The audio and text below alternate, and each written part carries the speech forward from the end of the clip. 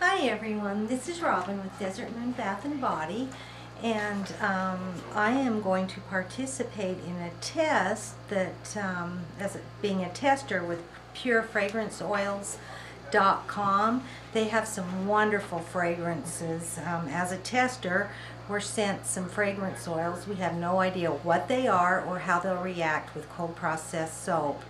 So I'm going to mix up my oils like I normally do at about 90 degrees. I like to make my soaps at a cooler temperature. It gives me more time to work with them, and especially since I don't know how it's going to react. So I'm going to go ahead and get the oils mixed up, and then being a tester, we can offer our customers 10% off if you're interested in going online and checking out some of their fragrance oils. I have bought from many places. I've researched prices and qualities, and I do believe that their prices are very competitive and their quality is very good. So what I'm going to do is make about a 4-pound batch. This little loaf I'm going to use to do the test in without any coloring. Part of the agreement is we do not add any additives, no coloring or anything, to see how it reacts. Does it discolor? Does it rise? Does it accelerate? Trace? All those types of things soap makers like to know. And then what's left over, I'm going to use, make a little loaf mold for myself and color it and add some fun stuff to it. But I'm going to go ahead and get all the oils ready, mixed up, and then I'll be back.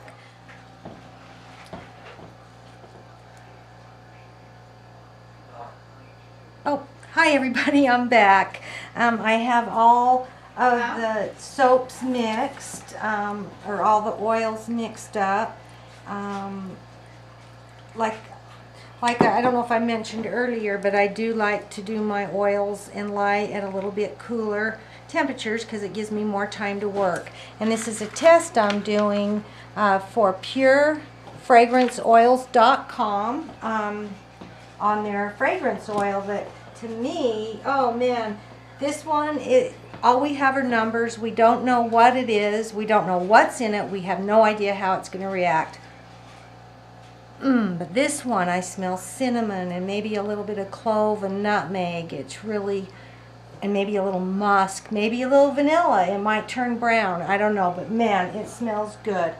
So I have about 8 ounces of soap here that I'm going to go ahead and put in about, I'm making it a little heavy, about a 1/4 ounce of fragrance oil.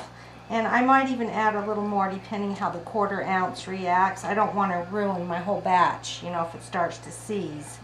So we'll see. I like to mix my fragrance oils in with the whisk. I don't like using the blender, because if something is going to happen, the blender will just make more of a chance of it happening. The bad things that happen, like the seasoning and ricing.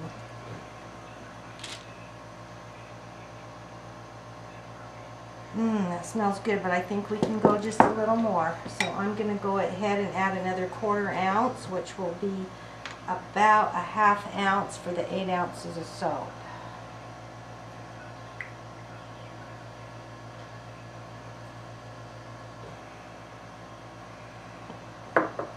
I have these little measuring cups. I have a 1/4 ounce there. Okay, it's starting to thicken up. It's not rising. Let's see what happens when I add just a little more.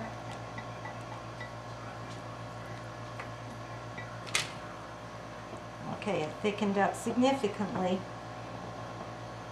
So it did accelerate trace, but not a lot.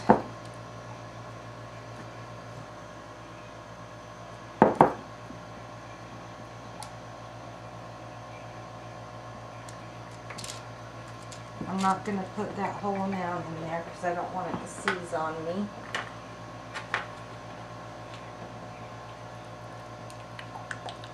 See that? I started quite thin and it's getting pretty thick, but it's still pourable.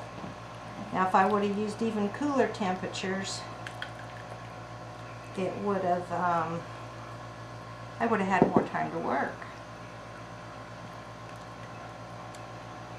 But I want to do an accurate test here for fragrance, for the fragrance oil company, purefragranceoils.com.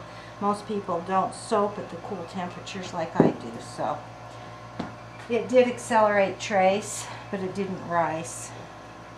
So definitely you want to work at cooler temperatures.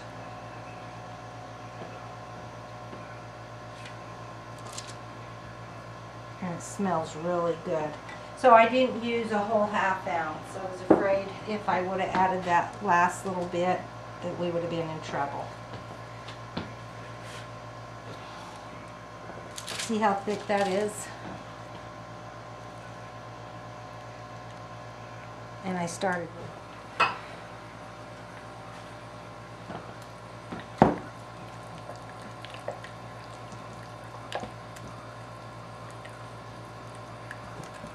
I don't know if it was the fragrance oil, because the rest of my soap is getting real thick too, that I haven't even added fragrance yet, but it's still workable. So this is not going to be a test batch because I've added color to it.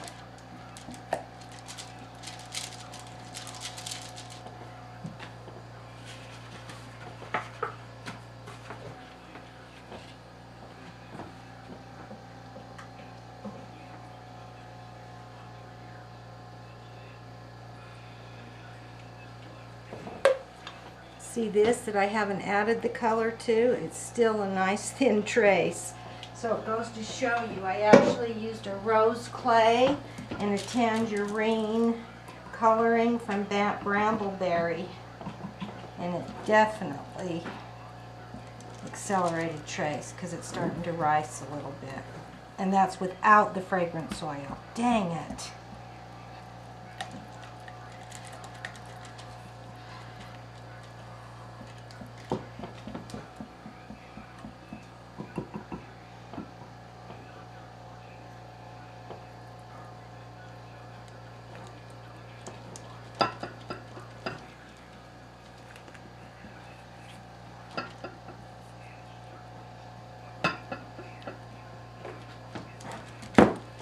It's okay. Just going to blend it really good. Get it poured.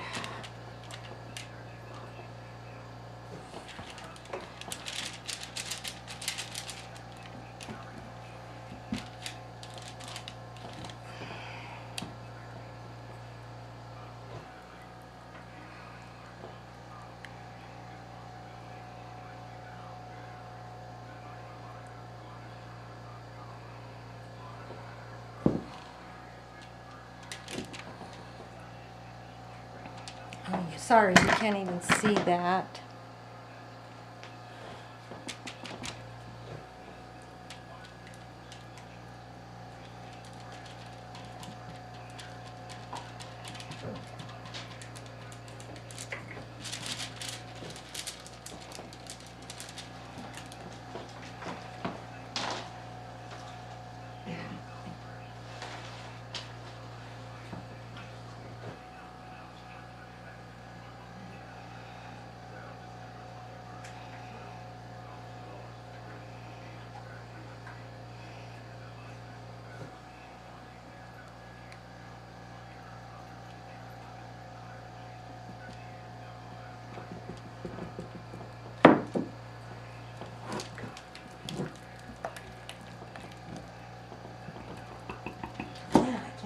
How thick this recipe got on me.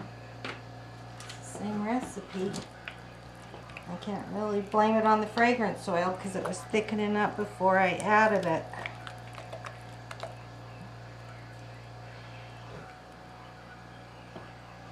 That's okay.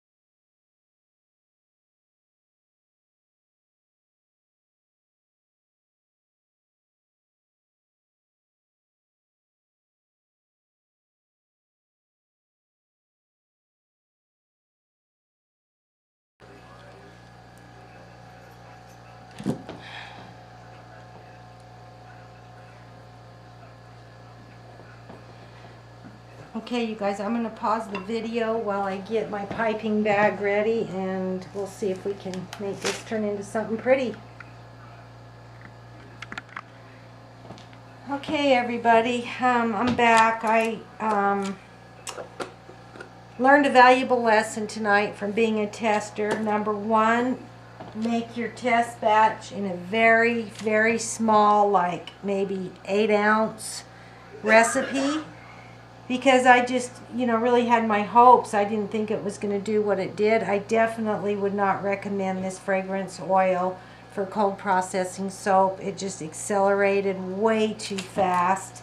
I mean, look at it. It's already starting to gel that quick. And then by the time I did get to my own personal that I wanted to use, it became very, very thick. It's accelerated rapidly, started to rise a little bit. I don't know what it's going to turn out like. It's getting real hot. It's definitely going to gel. But the tops came out really pretty because I did not add any to the top. I actually used a whole different fragrance for the top because I was too afraid to add more for the topping. But hopefully the bottom, even though it came out really thick, it will still be okay. I might have some air bubbles in it. Who knows? It'll be interesting to see. So I'll be back tomorrow when I'm ready to cut it, and we'll see what happens. Thanks for watching.